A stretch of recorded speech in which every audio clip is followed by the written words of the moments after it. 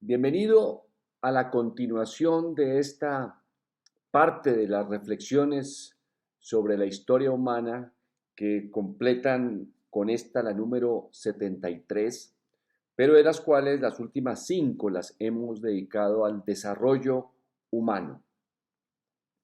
Hoy nos vamos a encontrar con algunos temas que ya a los que nos hemos referido antes.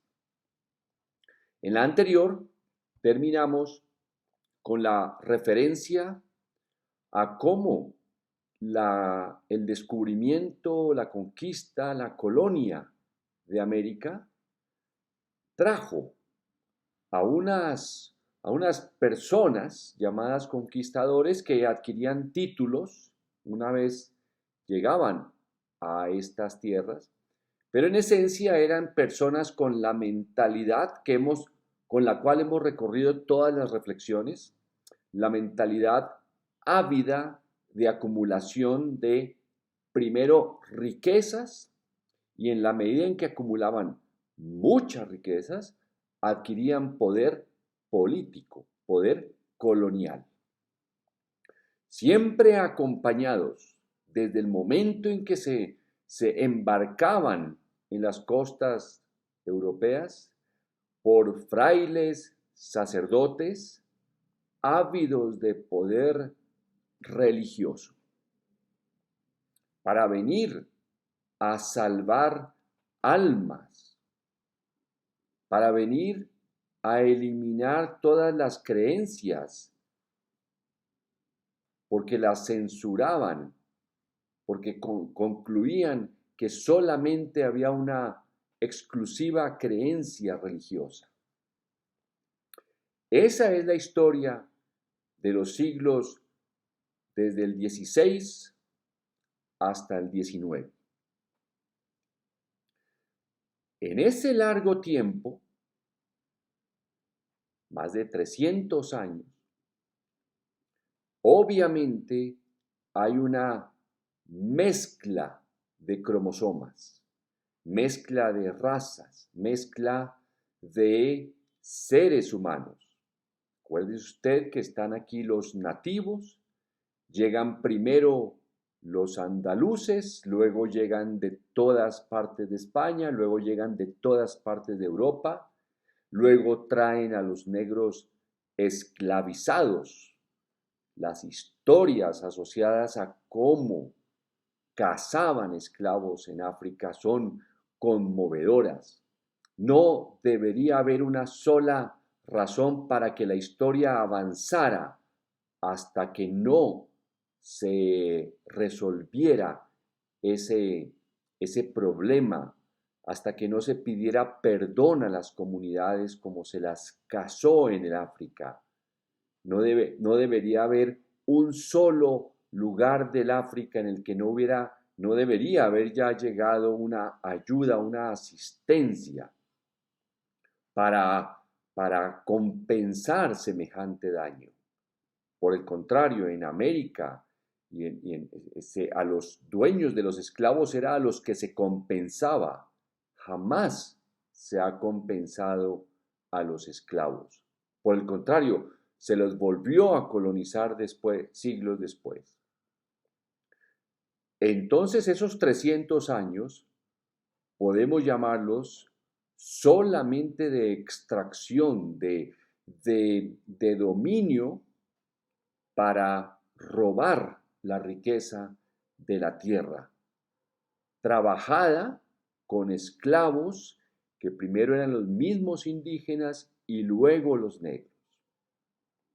Ahí no podemos hablar en un solo minuto de esos 300 años de civilización, de cultura, de buenas maneras, de educación menos. En esos 300 años dominan, si nos hablamos del desarrollo humano, domina la transmisión a la fuerza de los dogmas de la fe cristiana.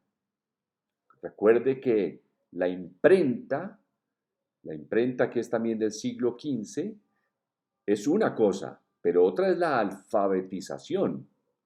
Una cosa es enseñar a leer para que las personas adquieran conocimientos y desarrollen su cerebro único y exclusivo, y otra es traer unos libros sagrados e imponer unas creencias,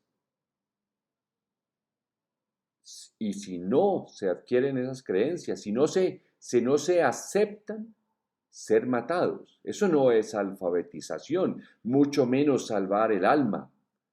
Claro, obviamente recuerde usted que el, el- el poema, si quiere usted llamarlo así, o la oración, o los párrafos bíblicos en los que son bienaventurados los pobres, los miserables, ¿no? Es decir, los conquistadores y los frailes y los sacerdotes, sí, muy bienaventurados en la tierra, llevándose todas las ganancias, toda la riqueza propia de acá. En cambio, los esclavos bienaventurados en el más allá, porque allá estarán en el reino de los cielos. No puede haber una promesa más irracional, más criminal que esa. Entonces, fíjese usted que estamos en paralelo ahora, o tenemos que asumir o observar el paralelo de lo que está sucediendo en Europa con el desgaste de unas monarquías que se comportaron igual que acá, en América, pero que allá, aquí eran conquistadores, allá eran reyes y todas las aristocracias, aquí eran los iniciales conquistadores españoles, luego con toda su mezcla de criollismo y mestizaje, por supuesto. Estamos en paralelo acercándonos al siglo XVIII, en el que, como resultado del Renacimiento, unos siglos antes, comienzan a leerse, a interpretarse, a pensarse de maneras distintas frente al ser humano.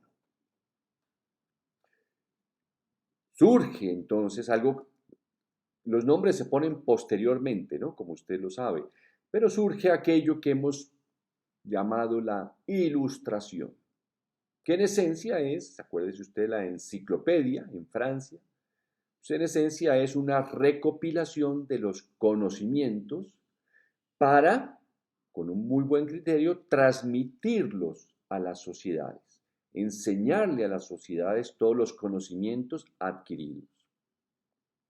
Pues resulta que dentro de esos conocimientos, en Europa, como hemos hecho alguna referencia a los episodios, pero aquí volvemos a él por ese paralelo que nos vemos obligados a comenzar a observar, comienzan a pensar, a imaginar, a suponer que estos reyes, monarcas, que llevan 15.000 años, que hemos dicho desde el comienzo de la historia, autodenominándose descendientes, hijos, señalados, nombrados, como usted lo quiera, por los dioses o por Dios, de pronto no son tan divinos como ellos reclaman ser. Y surgen las movilizaciones por esa desigualdad extrema, por esa apropiación extrema de las riquezas en Europa en favor de unos pocos.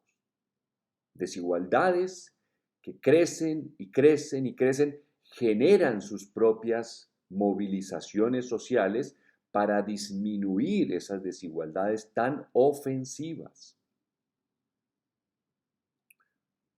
Ya habrá imaginado usted que me estoy refiriendo a las circunstancias, ideas y movilizaciones que condujeron a la Revolución Francesa. Fíjese usted que estamos hablando de finales del siglo XIX.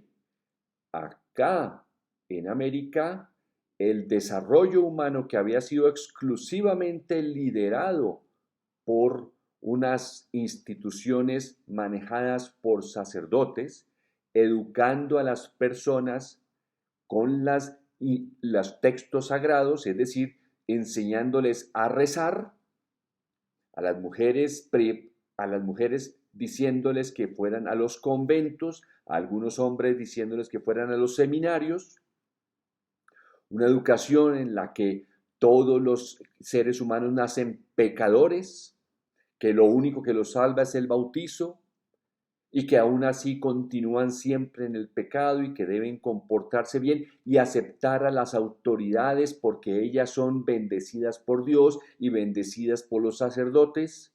Luego, ustedes no pueden protestar contra las autoridades porque ellos son representantes de Dios.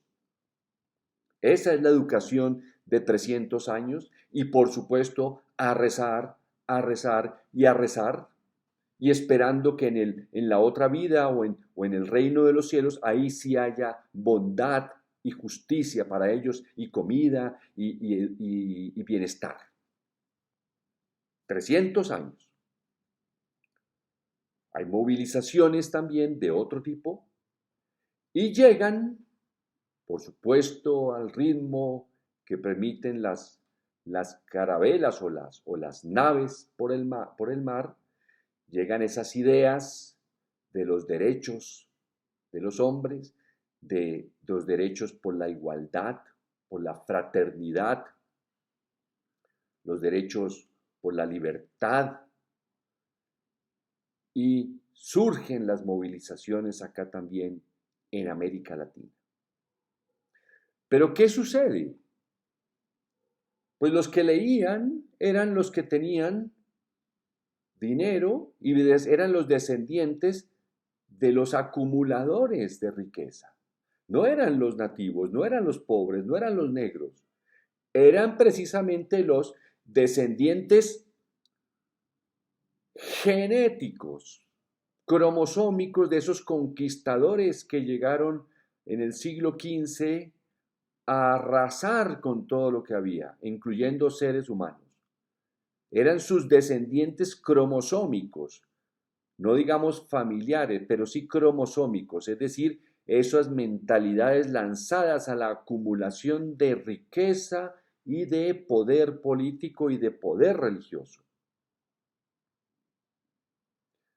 Y ellos son los que hacen esa revolución para quedarse ahora con el poder que iban perdiendo las autoridades propiamente españolas, que a su vez ya estaban muy decadentes en Europa. Ya no era el imperio de Carlos V, Felipe II, ya no tenía el vigor, la fortaleza, ni siquiera la riqueza, ya no administraba ni siquiera bien esa riqueza, ya había otras potencias colonizadoras en Europa. Entonces, esa guerra de independencia la hacen unos criollos descendientes cromosómicos de los conquistadores ante una España ya debilitada y adquieren un poder que continúa con la misma costumbre, el mismo estilo, la misma política de desarrollo humano. Las instituciones educativas entregadas a las autoridades religiosas para que desde niños el desarrollo humano continúe siendo el pecado, la oración, la bienaventuranza de los pobres solamente en el más allá, la aceptación ahora de la revolución porque estos seres son racionales, son ilustrados. Ya es insostenible seguir diciendo que son descendientes de Dios. Ahora se les llama ilustrados, cultos, educados. Claro, la alfabetización era para unos pocos, entonces los alfabetizados son los que pueden gobernar y pueden tener riqueza. Otra nueva religión surge, la de respetar a personas que así sepan leer, pero tienen mentalidad de esclavistas y de acumuladores de poder y de riqueza. Mire usted que no cambió absolutamente nada, solamente que estos ya no son descendientes de Dios, sino que por ser cultos tenemos que venerarlos, o porque saben leer tenemos que venerarlos. Continuaremos con esta reflexión en la siguiente oportunidad. Muchas gracias.